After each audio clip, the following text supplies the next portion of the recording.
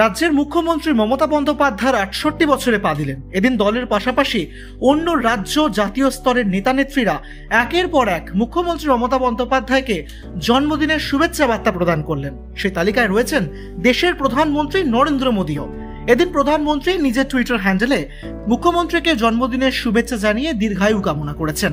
একই সঙ্গে তার জন্মদিন উপলক্ষে আজ কালীঘাটে সাজো রব। প্রধানমন্ত্রী মোদী এদিন দুপুরে এক্স হ্যান্ডেলে লিখেছেন, মমতা দিদিকে জন্মদিনের শুভেচ্ছা, তার দীর্ঘ ও সুস্থ জীবনের জন্য প্রার্থনা করি। উল্লেখ্য, টানা তৃতীয়বার পশ্চিমবঙ্গের মুখ্যমন্ত্রী হিসেবে রয়েছেন মমতা বন্দ্যোপাধ্যায়। ১১ সালে পশ্চিমবঙ্গে মুখ্যমন্ত্রীর দায়িত্ব হিসেবে গ্রহণ করেন। ক্ষমতায় আসে তৃণমূল সরকার। আর জন্মদিনে এদিন শুভেচ্ছা জানান সমস্ত ক্ষেত্রের প্রতিনিধিরা। শাসক দলের নেতা মন্ত্রীদের পাশাপাশি তাকে শুভেচ্ছা জানিয়েছেন সিনেমা ও টেলিভিশন জগতের ব্যক্তিত্বরাও। একই সঙ্গে দেশের বহু রাজ্যের মুখ্যমন্ত্রী ও জাতীয় স্তরের বহু নেতাও মমতা বন্দ্যোপাধ্যায়কে জন্মদিনের শুভেচ্ছা বার্তা দিয়েছেন।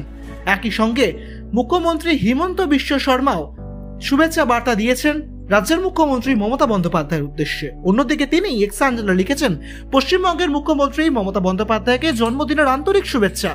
মা কামাখ্যা আপনাকে সুস্বাস্থ্য ও দীর্ঘায়ু দান করুক। তাকে জন্মদিনের শুভেচ্ছা জানিয়ে কেন্দ্রীয় বাণিজ্য ও শিল্প প্রতিমন্ত্রী সোম প্রকাশ, এছাড়াও কংগ্রেস সাংসদ অমল কোলহে, তামিলনাড়ুর মুখ্যমন্ত্রী এম কে স্টালিন, এনসিপি প্রধান শরদ পাওয়ারও মমতাকে জন্মদিনের শুভেচ্ছা বার্তা প্রদান করেছেন। প্রত্যেক বছরই মুখ্যমন্ত্রী মমতা বন্দ্যোপাধ্যায়ের জন্মদিন উপলক্ষে কালীঘাটে তার বাড়ির সামনে হাজার হাজার মানুষ ভিড় জমান। সমর্থকেরা সেখানে আসেন এবং একই সঙ্গে শুভেচ্ছাও জানান। আর এদিনও তার অন্যথা ঘটল না। সকাল থেকেই তার জন্মদিন উপলক্ষে শুভেচ্ছা বার্তার বন্যা বয়ে গিয়েছে সমাজ মাধ্যমে। একই সঙ্গে শুভেচ্ছা জানাতে তার বাড়ির সামনে হাজির হয়েছেন অসংখ্য মানুষ। সায়কদের রিপোর্ট, ক্যালকলিং টিভি, কলকাতা।